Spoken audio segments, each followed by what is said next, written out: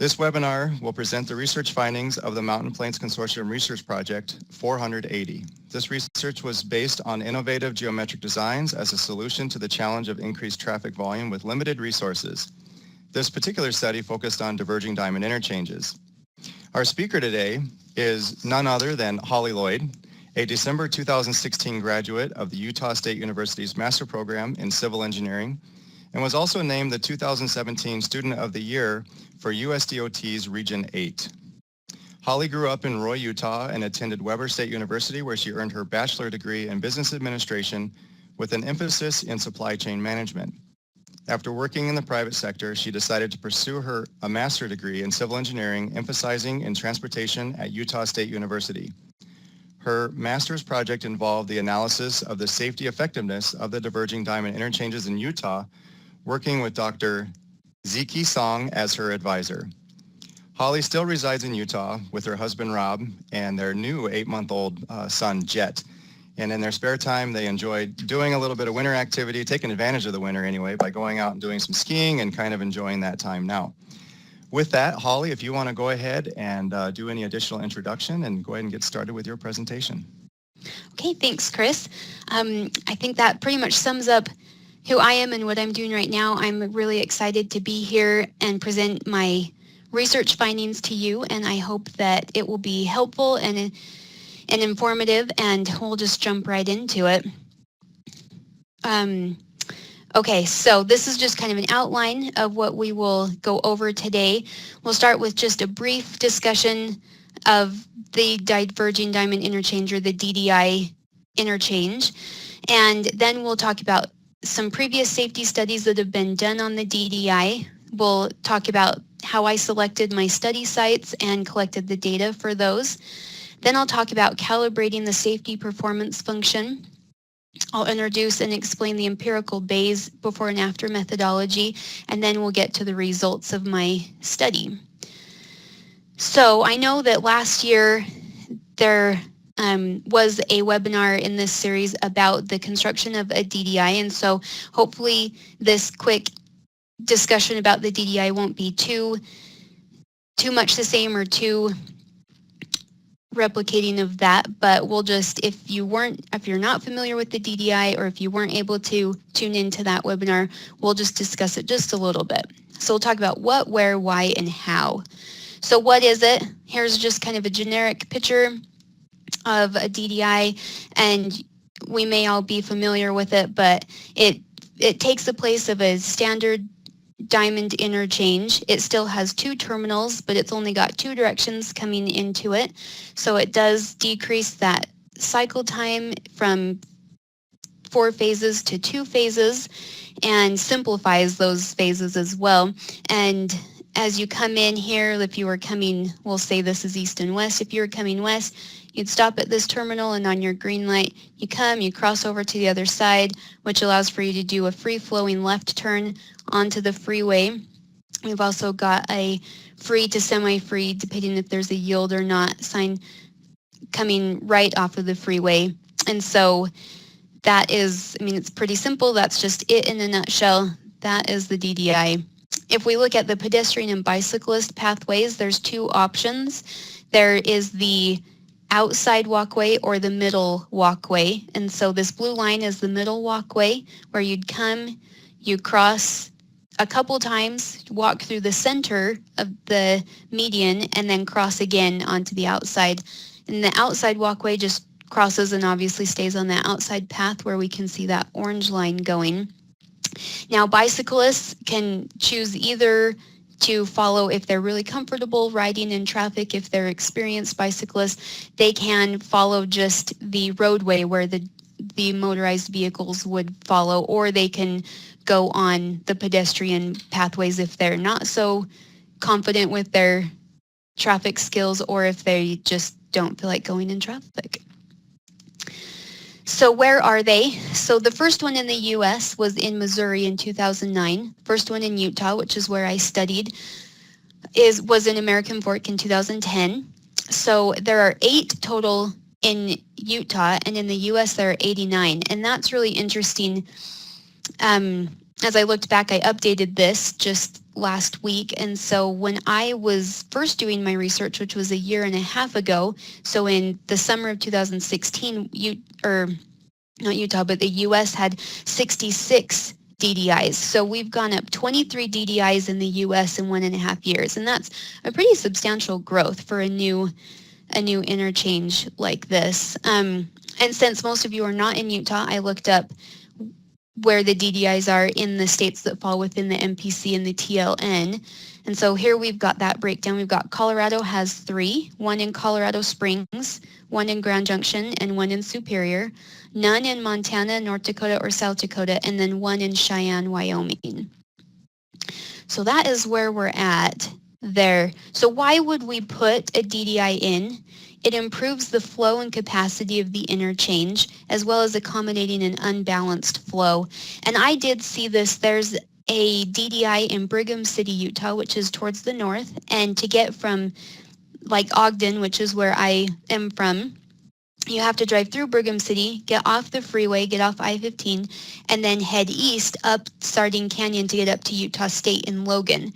And so there's a lot of traffic going through that interchange with people coming and going from work to get from that Cache Valley down to Salt Lake, and then a lot of people traveling, a lot of students from Utah State traveling up and down. And there's another way to go around, but that's kind of the main thoroughfare is through that DDI in Brigham City. And I did see, you could see before it was changed to a DDI, there was a very unbalanced flow with so much traffic flowing east and west, in and out of that canyon, and then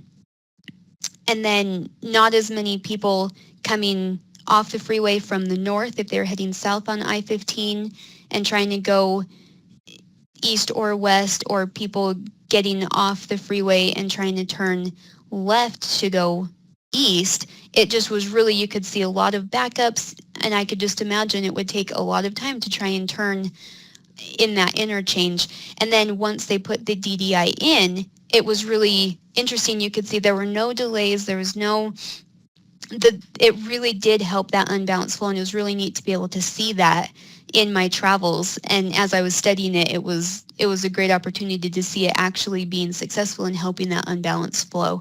And then, of course, it improves safety. That's the whole point of these improvements, is helping that capacity as well as safety. And so how does it do these things?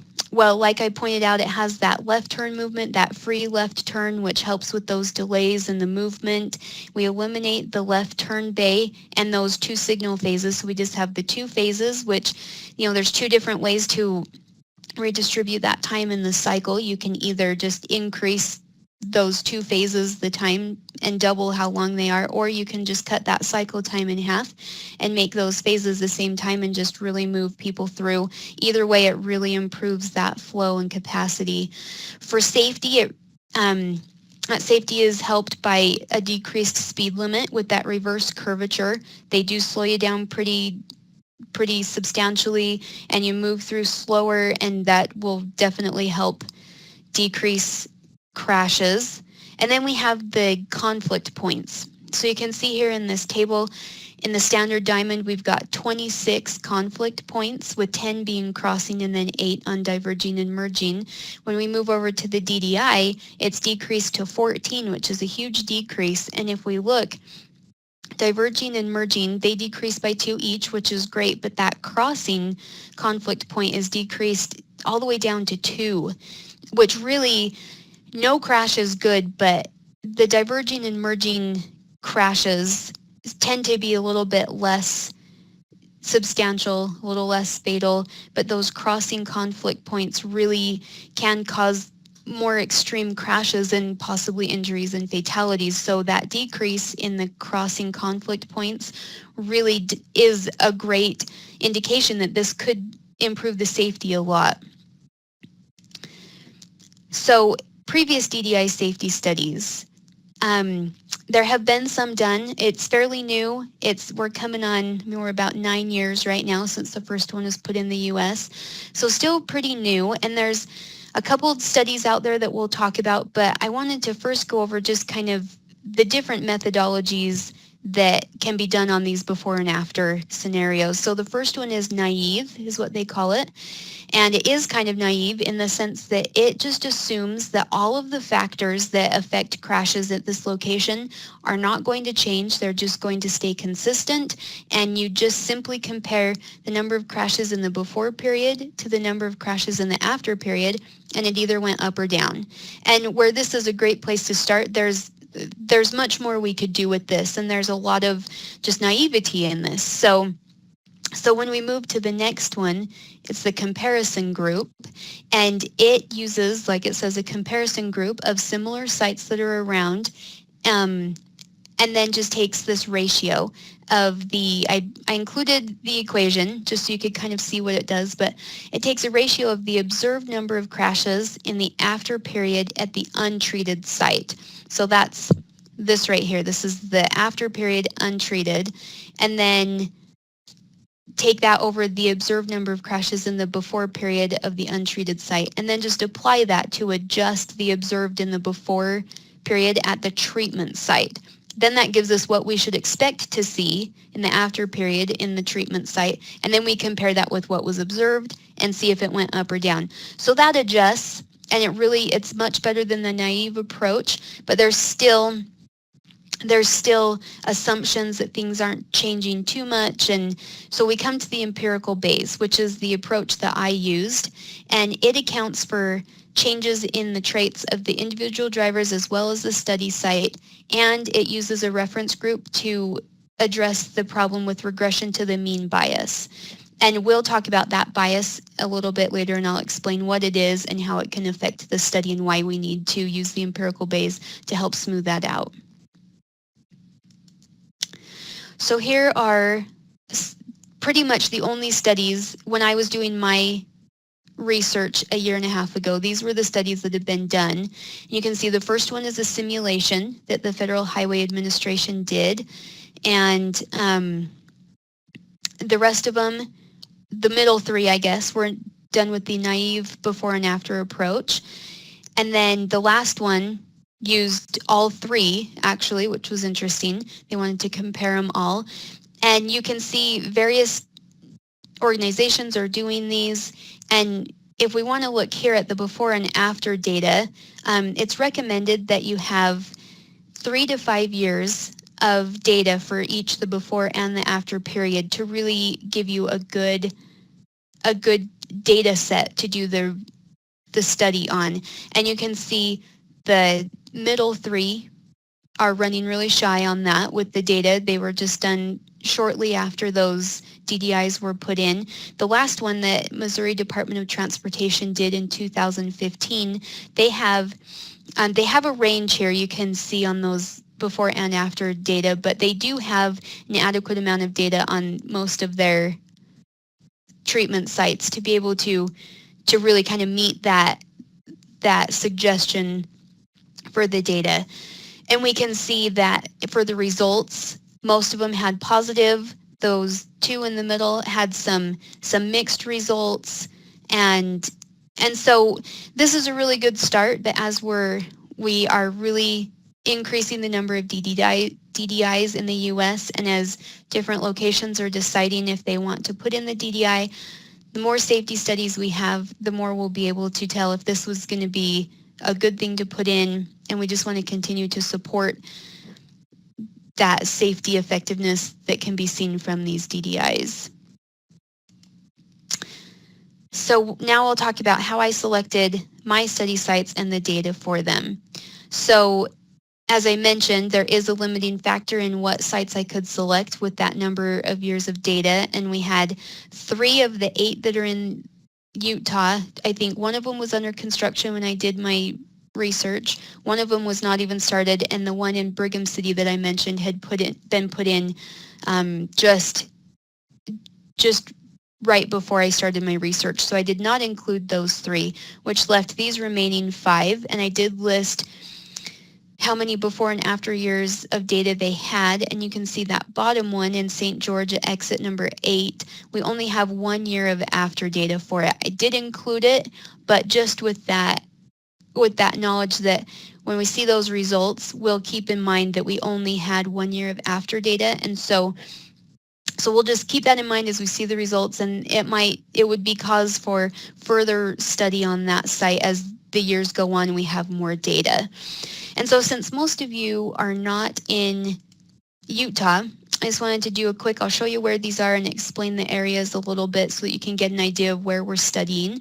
So down here is our St. George. That's the one that just has 1 year of after data. It's fairly newer, and that's clear down at the bottom. Up here in the Utah Valley, Provo area, they're in Spanish Fork and Lehigh and Draper. We've got 3 of them, and then we've got this one just south of Salt Lake City, southwest. And so this is the first one down in St. George. I just kind of zoomed in because it's hard to see. I just wanted to explain so you could kind of see what's going on. Here we've got Dixie State University right down there. So that's going to be drawing a lot of students and visitors. And it's a lot of commercial and businesses down here. This is about the center of St. George, and they get a lot of visitors because when it gets cold up north, as you guys know about cold, people like to go down south, and St. George is a little bit warmer, not terribly warmer, but a little bit. So this is just a map provided by, it's an Esri-based map from ArcMap, just so you could kind of see the layout, what's surrounding it. So that's St. George. This next one is out on SR 201 and Bangerter Highway. So you can see here's Salt Lake City, here's Temple Square. We've got all of this high populated area here, but as we go out 201, which this road goes all the way out to Magna, Tooele, and the Kennecott Bingham Copper Mine. And then, but you can see here we've got this road 154 going up, and that's Bangerter Highway, and it goes straight up into the Salt Lake Airport. So that's going to be drawing a lot of traffic. And out here, there's not a lot of pedestrian action going on. There's not a lot of retail, but there's a lot of trucking companies have their facilities out there. There's a lot of warehousing. And then with that road going straight into the airport, a lot of traffic there. So this one is interesting. I'll note that out of the 5 that I studied, and I think the 8 in Utah, this is the only one that does not have a pedestrian walkway. It's just not necessary. There's no sidewalks out there anyways, and it's just high fast traffic highways with no real foot traffic. So then here are the other 3. You can see here, these 2 are in American Fork, and this is the first one that was put in Utah. And this is another one in American Fork on 500 East. And then up here, we've got the one on Timpanogos Highway up in Draper, Lehigh area. So down here, we've just got a lot of residential and businesses. Down, if we go a little bit south, this is the top of Utah Lake. If we go down south, we've got Orem and Provo, which has Utah Valley University and BYU, so a lot of draw there for students. And then up here by Thanksgiving Point of the mountain, you can see, out here there's Timpanogos Cave, Mount Timpanogos, lots of mountain activity here. But then over here by the freeway is where we have got a lot of tech companies coming. They're calling it Silicon Slopes. It's the new Silicon Valley, and there's just there's Adobe out there and a lot of different tech companies, Domo, and a lot going on here. So there's a lot of traffic, a lot of population, and so there's a lot of traffic in all of these locations, and they're all urban interchanges. None of them are rural. So this is just a quick look at them. This is 500 East in American Fork, which this one and the one on SR 201 and Bangerter Highway, those are the only 2 that are running north and south. The rest are east and west. And then here's the first one that was put in Utah. And then this one is the one on Timpanogos Highway. And I'll note here that this is the only one that I studied that has the DDI as an underpass. The rest of them are all overpasses. So that is something that might be interesting in the results as well. I wondered, since it's the only one like that. So then I had to select a comparison group and of just traditional diamond interchanges, and so I selected them off of I-15, I-80, I-215, and SR-201 here in Utah. And just kind of wanted to show you where we're getting this data. We've got here, obviously, I-15 runs all the way down across the whole state. And we've got I-80 that comes in from Wendover from the west, comes into Salt Lake.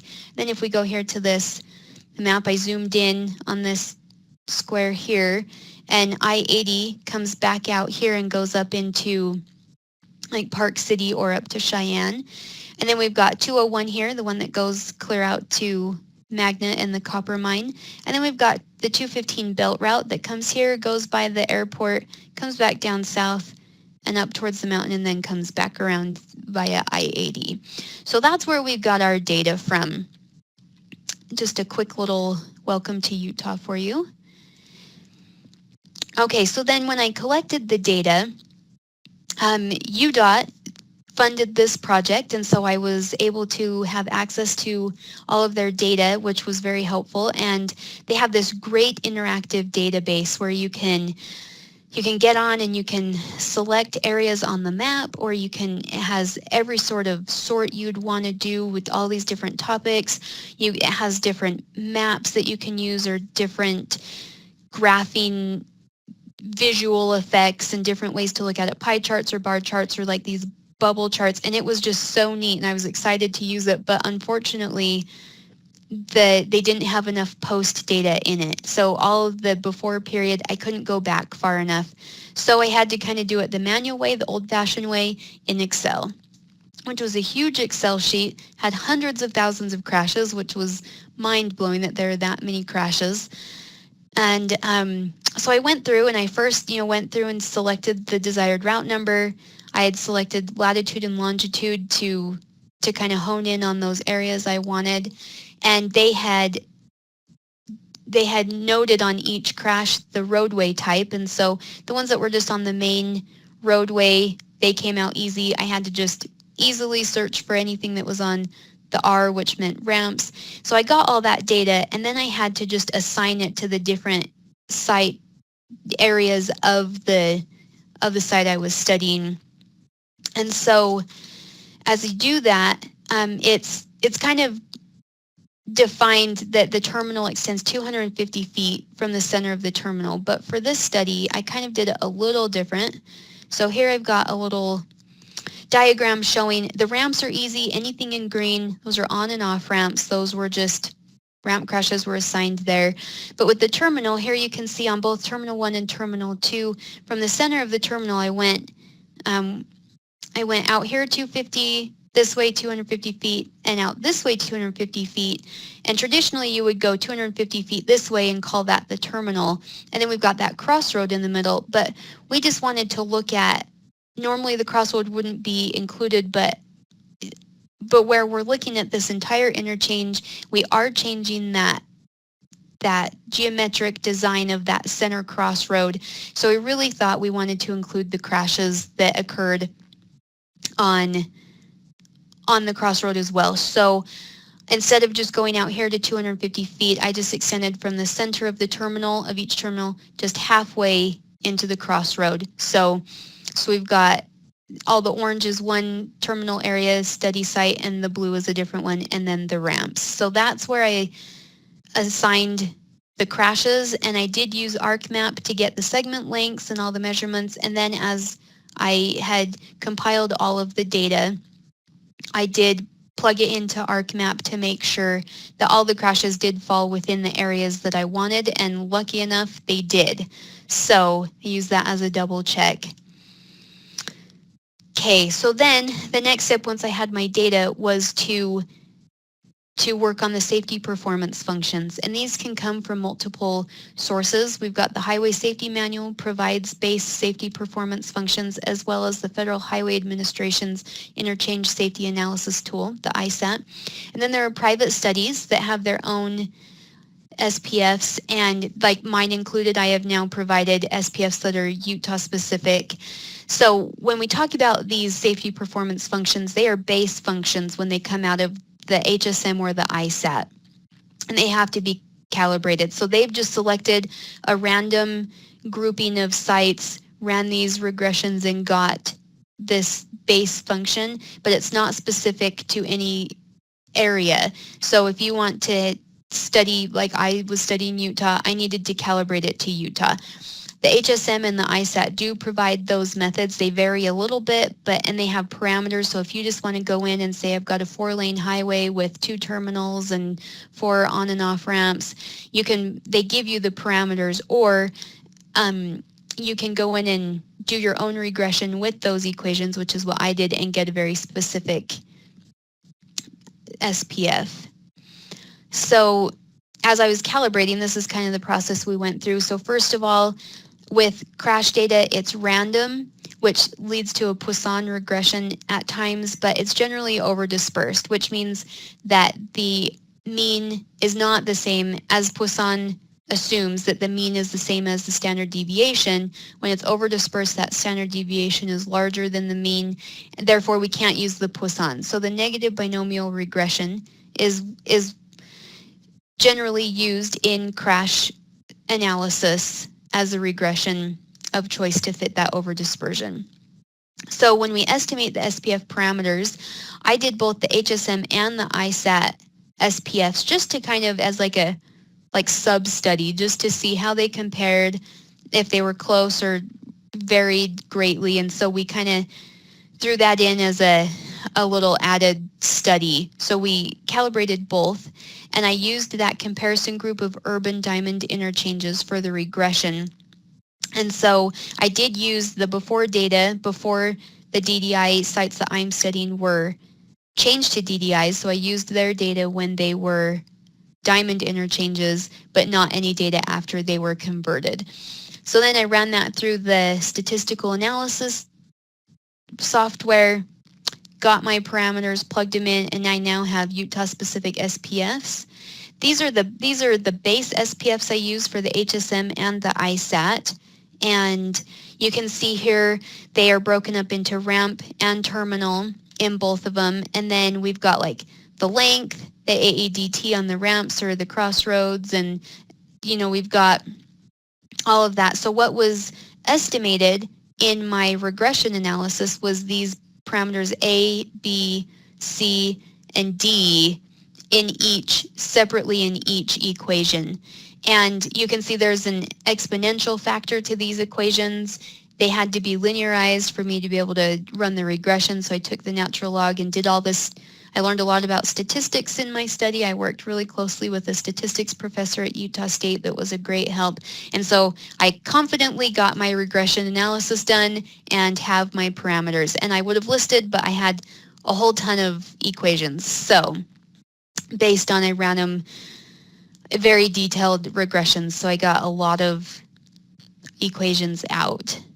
So that's kind of the how, the what, all of that, getting ready for the study. So I'll just pause here if there's any questions that need to be addressed now.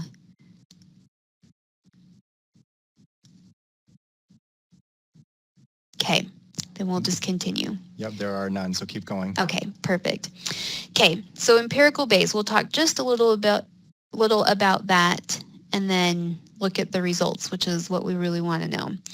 So empirical Bayes, like I said earlier, it accounts for the changes in like the AADT, weather patterns, the geometric road characteristics, and all those different factors that can affect crash rates from the before to the after period as they change. And one of the big things it really does is accounts for that regression to the mean. And here is a figure about that regression to the mean bias. So you can see here in the blue line, this dark blue line, we've got a lot of variation as we would expect in number of crashes per year. So we can see, here in 2000, I don't know what location this is, but here in 2000 they had 35 crashes, and then in 2001 they dropped down to 25, and then clear up the next year to like 43, and so it's all over. And what happens is, as time goes on, you can see this lighter line is kind of the average of all of these. So really we've got ups and downs, a lot of them. But if we were to just kind of average those out over the years, it's really, really pretty consistent on this wonderfully made up graph. So How this affects our study is we obviously choose locations to either implement new geometric interchanges or to study because they have high crash rates. We're not going to study one that has hardly any crash rates or any problems going on. So the locations selected are generally going to have pretty high crash rates, which, as I just said, over time, if we've got some high crash rates, if you have a long enough period of time, it's really going to smooth itself out and regress back to that mean over time. So if we selected a year with really high, like if we selected here and we thought, wow, in 2005 we have tons, so we better fix something, but the next year we dropped down here and even lower the next year. But if we were just looking at 1 year with a high, it can cause inaccurate assumptions and estimations of what's going on. And then as well as, you know, if you were to put in a DDI here and then the next year it dropped down naturally, you might attribute that decrease in crashes to the DDI, which granted the DDI could have helped, but maybe it would have dropped on its own anyways. Or if you were to put a DDI in when it was really low and then just naturally, because that's how this data goes, it jumps clear up, you might say, whoa, the DDI increased the number of crashes. So it can really cause an over-exaggeration of positive or negative effects of an implemented change. So that regression to the mean really can mess with our results. So with the empirical Bayes method, smoothing that regression to the mean bias out, we really can get a more realistic idea of the effectiveness of the implemented structure. So really quick, this is kind of all icky math, but this is the process of the empirical Bayes. So first we use our calibrated SPF here to predict the number of crashes in the before period. And then we calculate this empirical Bayes weight with this equation down here using a different, you calculate the weight and then you apply it to the predicted in the before period with the observed in the before period, and that gives us how many we would expect to see in the before period. So now we have predicted and expected. We do the same with the after period. We use our SPF to calculate the predicted number of crashes in the after period. Then we use a ratio as an adjustment factor with it's a ratio of the predicted number of crashes in the after period to the predicted number of crashes in the before period. We apply that and we get the expected number of crashes. So after all of that, we come out with how many crashes do we expect to see in this after period. And then we compare that to the observed number of crashes, and we can see the overall effectiveness of the implementation of the DDI.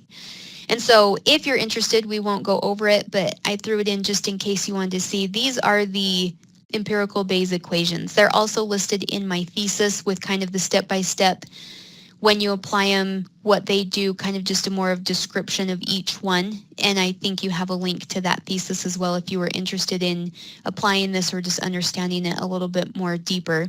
And so we can see there's all of these expected and the ratios and odds ratio adjusted, the variance, and then we can get the safety effectiveness as a percentage of number of crashes. So on to the real reason we're here. Was it successful in decreasing number of crashes?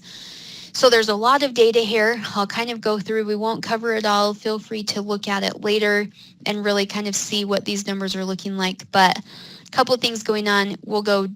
It's too much to all fit on one table. So I split it up into a couple different tables. And here you can see we've got each like terminal, the east and west, and then each of the 4 ramps at each location. I did the Highway Safety Manual SPFs as well as the ISAT SPFs. And further, we split up the crash types. We did injury and fatality crashes, property damage only crashes, as well as total number of crashes. So we've got a lot of data going on here, a lot of ways to look at it. And I will point out also with those equations that were in the previous slide, we can get the percent safety effectiveness, which is what we're looking at, and then it will tell us if the results are significant at, we can do either 90 or 95% confidence level. So anything that's bold on this table means that it's statistically significant at the 95% confidence level. So we can see there are some negative results on here. We've got some, kind of small ones, medium ones, not too many really on these two, but I will point out that none of the negative results are significant. That doesn't mean they don't matter. It doesn't mean that we just toss those out and we just turn a blind eye and everything's good, but the fact that none of them are significant does mean that they're not condemning to the performance of the DDI. We do see a lot of significant results, a lot of negative results, insignificant negative results on this first one that was the exit 8 in St. George. And remember, that one only had 1 year of after data. So it's hard to tell. I don't know if that's the reason that we got some negative results or not, but in a couple more years, if a study was done again on that location, it'd be interesting to compare those results to these and see if that time did help get rid of those negative results, or if it really was not performing as well down there. We can see here at 276, we have a lot of really good, positive, significant results, and they're really pretty high. These are all in the 60s, 70s, 80% effectiveness. So really great results there. We can see a lot of positive and significant results on the terminals, not as many on the ramps. And we can see here on the ramps, we have a lot of 100s. So yay, 100% effective. That means that there were no crashes on the ramp in the after period. So it really did just improve it greatly. So we kind of disregard those 100s. They're a little misleading. It just means there were no crashes, and we really did see a lot less crashes on the ramps and a lot less effectiveness on the ramps as in the terminals, which could be expected. And we do see that with the injury and fatality on both the HSM and the ISAT, that we have some really good results there, which we want good results all over, and we don't want any crashes. That's our goal, is no crashes, I'm sure, in transportation and safety. But to be able to decrease those injury and fatality crashes really does help support the implementation of the DDI where appropriate, and it does kind of support that discussion I had about the crossing conflict points, that perhaps that is helping to decrease those injury and fatality crashes. So we'll look here at the next two locations, and here, oh, did I go too far? Oh yeah, here's two more. Here we see, again, some negative results, but they are insignificant, and a lot of those fall on the ramps. And we have terminal or exit 278 had a lot of really good, significant positive results up there in the 80s and 70s. Exit 284, that's the one that was the underpass as opposed to the overpass with the DDI.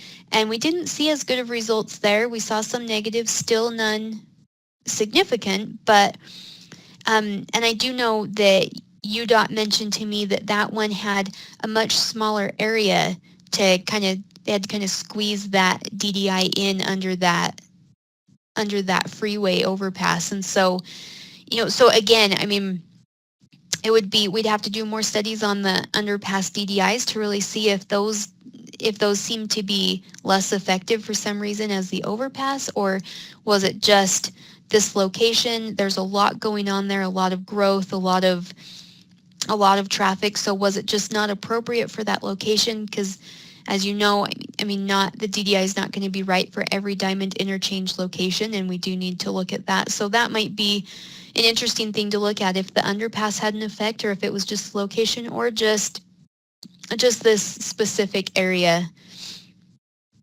And so here's the last one, that terminal out just south of the airport. Again, we had some good results, probably not as good as a couple other locations, but still no significant negative results. And then here at the bottom, we did look, I combined all the ramp locations and all the terminals, and we can see all the terminals had significant positive results, and more than half of the ramps had positive significant results, and all pretty good, you know, up here in the from the 30s to 60s here, 20s to 50s here.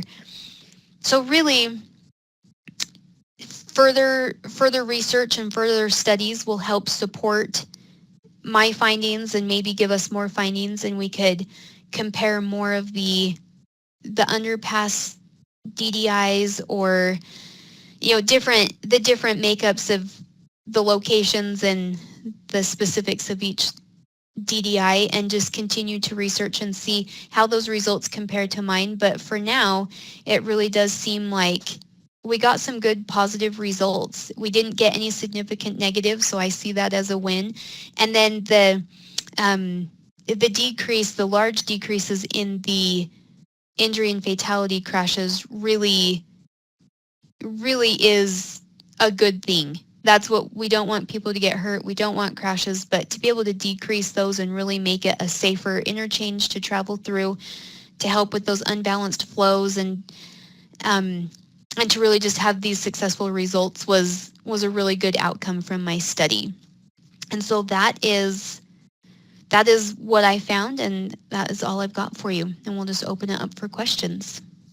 Awesome. Wonderful job, Holly. Thank you very much for sharing that information, and obviously a lot of time and energy spent on this research, so well done, and again, thank you very much. With that, if you do have any questions, please go ahead and type your questions in. We'll kind of hang tight and discuss those, and I'll just kind of share kind of a comment that was made. We do have one that is in Moorhead, Minnesota, and sometimes I think we want to claim part of Moorhead, since I think a lot of the Moorhead residents, you know, spend a lot of time in Fargo and vice versa. So there is one that gets used quite heavily. However, it is in Moorhead, Minnesota. So that's why North Dakota shares is 0, and that was the focus of our TLN presentation last spring on the diverging diamond interchange, was that one in particular. So, but the stats you had were correct. There are 0 in North Dakota. But again, we kind of want to claim Moorhead sometimes. Okay. We'll let you claim it. Only when it's good, though. Only, yeah.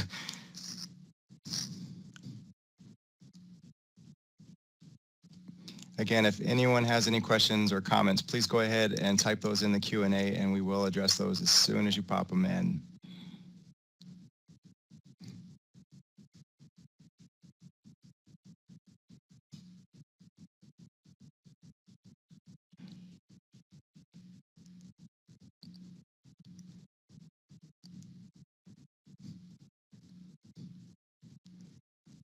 Okay, Holly, I'm not seeing any. That means you did a fantastic job. Is that what that means? Good. That does, yeah, that you wowed everybody, and they basically have no questions for you. So fantastic. Nobody wants to challenge it or anything. So on that note, if you are, hold on, we got one coming in. Sorry to plug Minnesota DOT again, but they have one by the airport that has an underpass DDI. Oh. Thank you, Derek, for sharing that. And that's a good comment. Said good stuff. Thank you. Okay, so on that note, if you are sitting in a group of more than one, there are sign-in sheets available online through WebEx or through the translearning.org website. Please fill out that sign-in sheet if you are joining in with someone else, so that you may receive credit for attending today's session. And this session is recorded, so give it about a week, and then it'll be showing up on the learning management system where you went in and registered for today's presentation. So if you want to view it again, or if you want to in whole or in parts, it will be available to you again in about a week's time. So with that, I'm just going to go ahead and close out the session. Thank you again, Holly. Wonderful job. Thank you. Thanks for taking the time to do this presentation. And thank you, everyone, for joining us today. We appreciate your time as well. Have a great one.